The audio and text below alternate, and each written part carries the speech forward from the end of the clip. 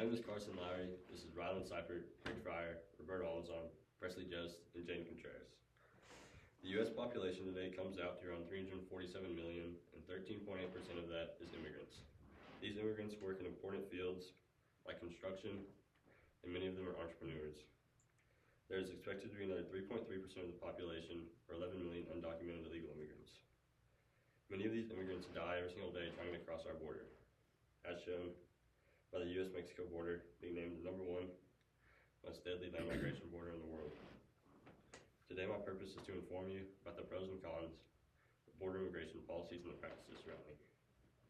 I'm credible to speak on this topic because not only am I from Texas and I've seen what goes on at the border, but I've done extensive research on this topic and want to spread knowledge about it.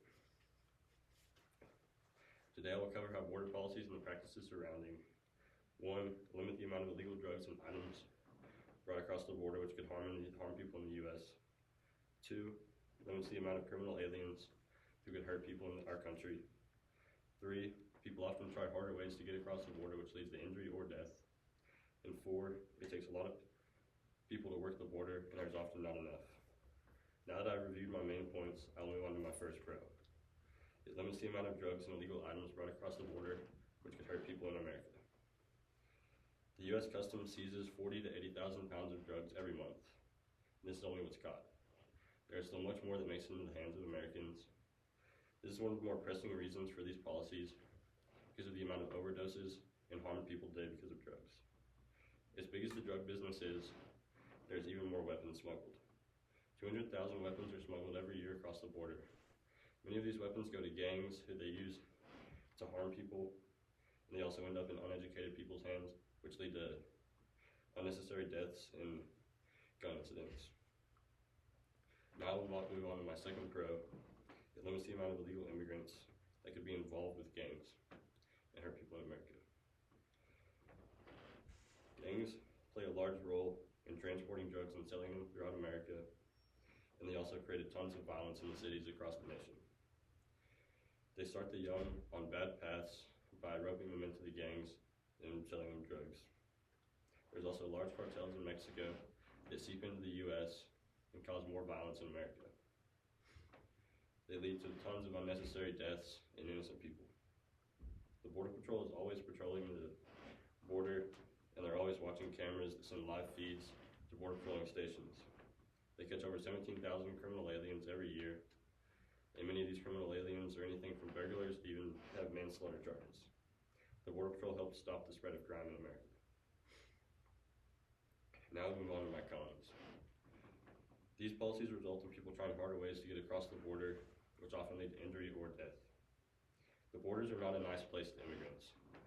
It has, especially the Mexico and U.S. border, has very rough terrain and is very hot. They are very mountainous, and I've personally seen it get up to 120 degrees.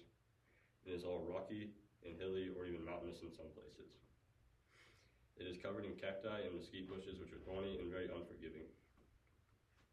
There's 300 to 900 deaths every year that are known on the border. Many of these are from women and children who pay $2,000 to $10,000 to get smuggled across the border, and then they still have to walk miles through the heat and through the rugged terrain. Now I move on to my second con. It takes a lot of people to work the border, and there's oftentimes not enough. They're always looking for people and checking cars. They're always flying helicopters around and driving around.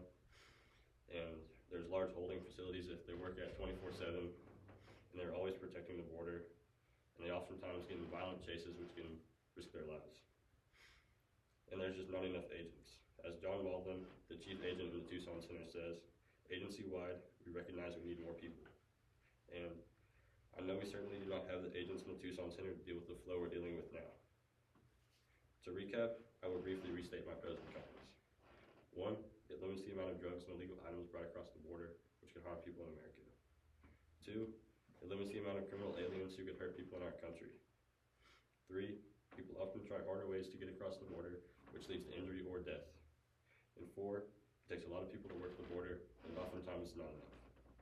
The purpose of my speech today was to inform you on the pros and cons of border immigration policies and the practices surrounding. I'd like to remind you of how much our country is made up of immigrants and how much they are affected by trying to come over the border. Immigrants have been a part of this country since its creation, and the border goes to show how much of a struggle it is to control immigration.